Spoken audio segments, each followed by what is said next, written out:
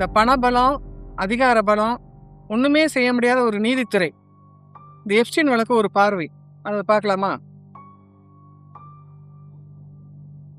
இது ஒரு சாதாரண குற்றக்கதை இல்ல. இந்த சிஸ்டம் எப்படி தோல்வி அடைஞ்சிச்சு அப்படின்னு சொல்றத பார்க்க போறோம். அங்க இருக்கிற ஏழை, பணக்காரன், அரசியல்வாதி, ராயல் குடும்பத்தை சேர்ந்தவங்க, இவங்க எல்லாமே இந்த எப்ஸ்டீன் மீது வழக்கு தொடர்ந்து இந்த நீதித்துறையில நீதி கிடைக்கிறதுக்கு முன்னாடியே எப்ஸ்டீன் செத்து போயிடுறான்.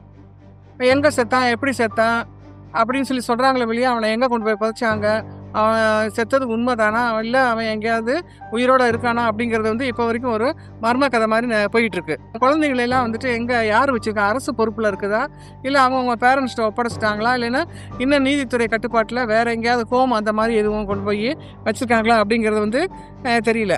இந்த குற்ற செய்கை என்ன அப்படின்னு பார்த்தீங்கன்னாக்கா, 14 வயசுலேருந்து ஒரு 17 வயசு வரைக்கும் பெண் குழந்தைகளை இவன் என்ன பண்ணுறான், ஆரம்பத்தில் மசாஜ் செய்கிறதுக்கு கூட்டிகிட்டு போகிறான், அதுக்குரிய காசு உனக்கு ஊதியம் மாத்தர்றேன் அப்படின்னு சொல்லி தான் என்ன பண்ணுறான், காசு ஆசை காட்டி குழந்தைங்களை கூட்டிகிட்டு போகிறான். கூட்டிகிட்டு போய் கொஞ்ச நாள் மசாஜ் பண்ணுறப்ப காசு கொடுத்துட்டோம்னா அப்படியே பாலியலுக்கு அந்த குழந்தைகளை பயன்படுத்திட்டு பின்னாடி என்ன செய்யலாம், மிரட்டி நீ இன்னொரு குழந்தைய கூட்டிகிட்டு இங்கே விட்டுரு மசாஜ்ன்னு சொல்லிட்டு உன்னைய விட்டுறேன் அப்படின்னு சொல்லி இப்படியே தான் இந்த நெட்வொர்க் என்ன பண்ணுறது, பெரிய லெவலில் போயிட்டுருக்கு. அதுக்கப்புறம் இந்த பழக்கப்பட்ட குழந்தைகள் என்ன பண்ணுறாங்க, பணத்துக்காக ஆசைப்பட்டு தனக்கு தெரிஞ்ச குழந்தைங்க, தனக்கு தெரிஞ்ச ஒரு அறியாமையில் இதில் கொஞ்சம் கொஞ்சமாக இழுத்து விடுறாங்க. இந்த குற்றம் நடந்த இடம்லாம் பார்த்தீங்கன்னாக்கா, புளோரிடா மாளிகை, லிட்டில் செயின்ட் ஜேம்ஸ் தீவு, வர்ஜீனியா தீவு, இதுதான் பின்னாடி ஃபிடோஃபைல் தீவு அப்படிங்கிறாங்க. அந்த கெல்ட்டு பயிலுக்கு தீவு போல இருக்குது. அதுக்கு தான் இத்தனை தீவையும் பிடிச்சி வச்சிருக்கானுங்க. 2008 ஜெஃப்ரி எப்ஸ்டீன் மேலே இந்த ஸ்வீட் ஹார்ட் ஒப்பந்தம் அப்படிங்கிற மாதிரி அவனுக்கு ஒரு நீதித்துறை தண்டனை கொடுக்குறாங்க. அதாவது 13 மாதம். அதில் என்னென்னா பகல் பூரா வெளியில் சுற்றுறது தான், நைட்டு மட்டும் ஜெயிலில் போய் இருக்கணும் அவனுக்கு. அப்போ பகலில் என்ன பண்ணுவான், சுற்றிட்டு மிச்ச மீதி ஆதாரத்தெல்லாம் எப்படி கொண்டு எங்கே ஒழிச்சு வைக்கணும், எங்கெங்கே கொண்டு போகணும் வரணும்னு சொல்லி ட்ராவல் பண்ணி எல்லாம் செஞ்சுக்கலாம். நைட்டு ஜெயிலில் இன்னும் அந்த குற்றத்தை வெளியில் தெரியாமல் எப்படிலாம் செய்யலான்னு சொல்லி அங்கே இருக்கவங்கள்ட்டையும் பாடம் கற்றுக்கலாம். இப்படி நல்ல ஒப்பந்தமாக இருக்குது பார்த்தீங்களா இது ஸ்வீட் ஹார்ட் ஒப்பந்தம். இந்த ஜெஃப்ரி எப்ஸ்டீனோட வழக்கே கொஞ்சம் வித்தியாசமாக இருக்கு இல்லையா, உலகத்தில் சாத்தானுங்க ஆள்றானுங்க அப்படிங்கிற மாதிரி. இதுக்கு யாரோ ஒருத்தன் தானே ஃபவுண்டராக இருக்கணும். அது மாதிரி விக்டோரியா சீக்ரெட் நிறுவனர் டூப்ரு வேக்ஸ்னர், அவர் என்ன பண்ணுறாருன்னா, இவனோட 1980 ஒரு கனெக்ஷன் இந்த ஜெஃப்ரி எப்ஸ்டீனோட வச்சுக்கிட்டு தன்னோட சொத்துக்கள் சுகம் எல்லாத்துக்குமே பவர் ஆஃப் அட்டர்னி இவனுக்கு கொடுக்குறாரு. அதுக்கப்புறம் தான் அவன் இந்த தீவு இதெல்லாம் வாங்குறான். இந்த தனியாக விமானம் வாங்குறது, இது மாதிரி நிறைய அரசியல்வாதிகள், நிறைய சயின்டிஸ்ட்டு, நிறைய சொசைட்டியில் பெரிய பெரிய சமூக அந்தஸ்தில் உள்ளவங்களோடெல்லாம் பழக்கம், அதிகார பலங்களோட பழக்கம், தன்னை எதுவும் செய்ய முடியாதுங்கிற அகம்பாவம் அவனுக்கு வந்ததே அதுக்கப்புறம் தான். இவன்கிட்ட மாட்டினதில் ரொம்ப ரொம்ப முக்கியமானவங்க யார் அப்படின்னு சொல்லி பார்த்தீங்கன்னாக்கா, அமெரிக்காவோட எக்ஸ் அதிபர் பில் கிளின்டன் இருக்கார் இல்லையா, அவர் இப்போ இல்லைங்கிறாரு. எப்ஸ்டீன் கூட இருக்கிற நிறைய புகைப்படங்கள்லாம் வீடியோலாம் வெளியில் வந்திருக்கு, இருந்தாலும் மறுத்துக்கிட்டே இருக்காரு. அவரோட அந்த எப்ஸ்டீனோட ஃப்ளைட் லாக்ஸில் இந்த லோலிட்டா எக்ஸ்பிரஸ் மூலமாக 2001 to 2003 அவர் போனது எல்லாமே என்ட்ரி இருக்குது. இப்போ அங்கே போனவன் சும்மா ஏற்கனவே அவர் மேலே உமனைசர்னு குற்றம் இருக்கிறப்ப அங்கே போன ஒரு சும்மா வந்திருப்பார், எல்லாம் தான் செஞ்சுருப்பார்.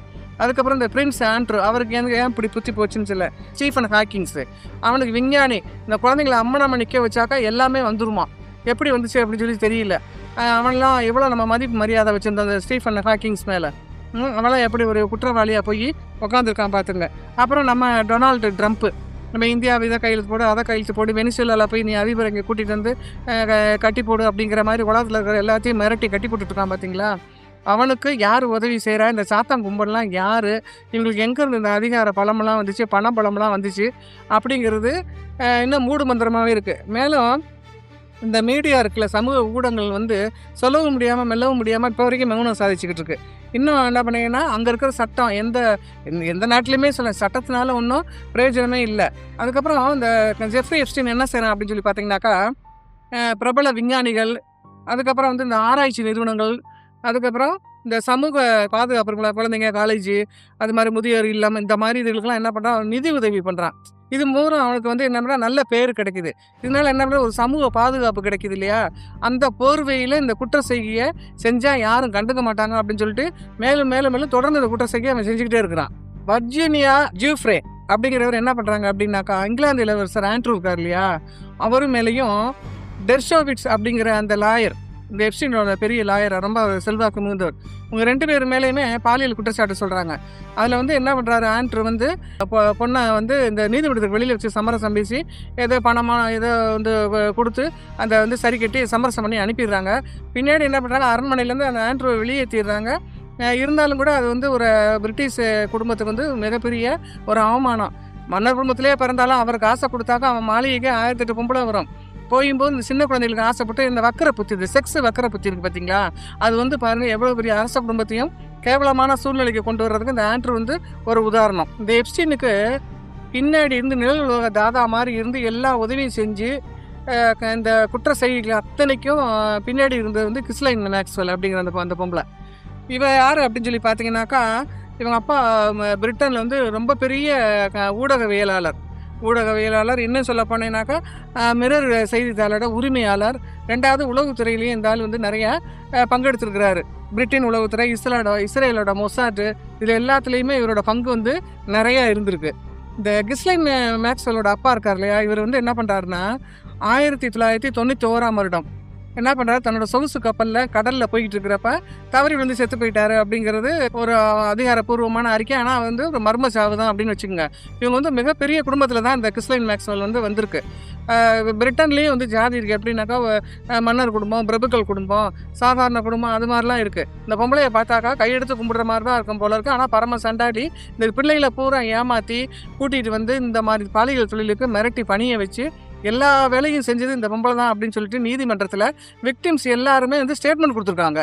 2019 வந்து எப்ஸ்டீனை திருப்பி கைது செய்கிறாங்க இல்லையா, அப்போ வந்து இந்த பொம்பளை என்ன பண்ணுது, ஆஹா ஆட்டை கடிச்சு நம்மளையும் பிடிச்சிருவாங்க அப்படின்னு சொல்லிட்டு இதை என்ன பண்ணுது, தப்பிச்சு பொதுமக்கள் பார்வையிலேருந்து இந்த பொம்பளை எங்கே இருக்கான்னு தெரியாமல் எங்கேயோ ஓடி போய் மறைஞ்சிருது. ஆனால் அங்கே இருக்கிற காவல்துறை வந்து விடலை. இந்த அம்மாவை கைது செஞ்சு 2021 இந்த கூட்டாட்சி நீதிமன்றத்தில் அமெரிக்காவில் வந்து இந்த அம்மா ஆஜர்படுத்துகிறாங்க. இந்த அம்மா என்னது லாயரை வச்சுருக்கேன், நல்லவ வல்லவ, நான் பெரிய குடும்பத்தில் பிறந்தவன்னு என்னென்னமோ சொல்லி பார்க்குது. ஆனால் நீதிமன்றம் வந்து விக்டிம்ஸ் இருக்காங்களே அவங்களோட ஸ்டேட்மெண்ட்டை வச்சு இந்த பொம்பளை வந்து விடலை. இந்த பொம்பளைக்கு 20 வருஷம் தண்டனை கொடுத்து இப்போ ஜெயிலில் இருக்குது அந்த அம்மா. 2017-18 வந்து எப்ஸ்டீன் மேலே என்ன பண்ணுறாங்க, இந்த மீட்டுன்னு சொல்லிட்டு இந்த விஷயம் கொஞ்சம் கொஞ்சமாக கசிஞ்சு வெளியே ஆரம்பிச்சதான் எல்லாத்துக்கும் கொஞ்சம் தைரியம் வந்துருச்சு. சரி, இவன் எவ்வளோ பெரிய செல்வாக்காக இருந்தாலும் புகார் கொடுக்கலான்னு சொல்லிட்டு நிறைய பேர் சொல்ல என்ன பண்ணுறாங்க, மறுபடியும் அவனை அரெஸ்ட் பண்ணி அவனை நீதித்துறை முன்னாடி நிறுத்தி அவனை கொண்டு போய் ஜெயிலில் போய் அடைச்சிடுறாங்க. ஆனால் இந்த வாட்டி என்ன பண்ணுறான், ஜெயிலில் வந்து தூக்கு போட்டு செத்து போயிட்டான். ஜெயிலில் இருக்க காவலர்கள் அங்கே இருந்த கேமரா செயல்படலை. 2வது அங்கே அவனுக்கு கொடுத்த போர்வை வச்சு தூக்கு போட்டு செத்து போயிட்டான் அப்படிங்கிற மாதிரி அதிகாரப்பூர்வமான அறிக்கை வெளியிட்டிருக்காங்க. அதுக்கப்புறம் வந்து போஸ்ட்மார்ட்டம்லாம் பண்ணியிருக்காங்க. போஸ்ட்மார்ட்டம்லாம் அவனுக்கு ஹையாயிடு போகணும், இந்த இடத்துல கையா ஹையாயிடு போகணும், அது உடஞ்சதாக கொடுத்துருக்காங்க. ஒரு சில எல்லா கேஸ்லையும் ஹையாயிடு பண்ண உடையாது, ஒரு சில கேஸில் ஒரு ஸ்ட்ராங்காக நம்ம வெயிட்டான பாடி தான் ஒரு உடையிறதுக்கு நிறைய வாய்ப்பு இருக்குது. நிறைய காயங்கள் இருந்ததாக வந்து இவனுக்குரிய வழக்கறிஞர் வந்து சொல்லியிருக்காரு. ஜெஃப்ரி எப்ஸ்டீன் வந்து மரணத்துக்கு 2 நாட்களுக்கு முன்னாடி வந்து இவரோட டேட் ஆஃப் பர்த்தை வச்சு 1953 அறக்கட்டளை அப்படின்னு சொல்லி ஒன்று ஆரம்பிச்சிருக்காரு. அதில் யாரெல்லாம் ட்ரஸ்டி அப்படின்னு சொல்லி பார்த்தீங்கன்னாக்கா, டேரன் இன்டெக் அவர் வந்து லாயரு, ரிச்சர்ட் கான் அவர் ஆடிட்டர்னு வச்சுக்கோமா. நீதித்துறையில் இருக்கிற டாக்குமெண்ட் படி பார்த்தீங்கன்னாக்கா அந்த ட்ரஸ்ட்டில் வந்து 40 பேர் பயனாளிகள் இருக்கிறாங்க.